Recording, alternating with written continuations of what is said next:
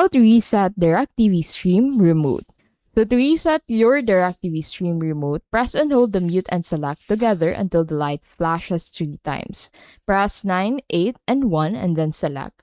And the remote flashes 4 times and should now reset. If you want to reset and reprogram your remote from the troubleshoot page, select reset and reprogram. A system test runs to detect low battery issues and remote control settings.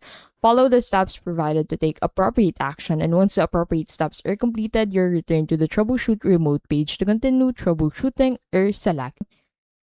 If the reprogramming successful screen displays, you can use the Genie remote with your TV and select OK. If the issue is unresolved, make a different selection to continue troubleshooting. And that is how you can basically reset Directv stream remote.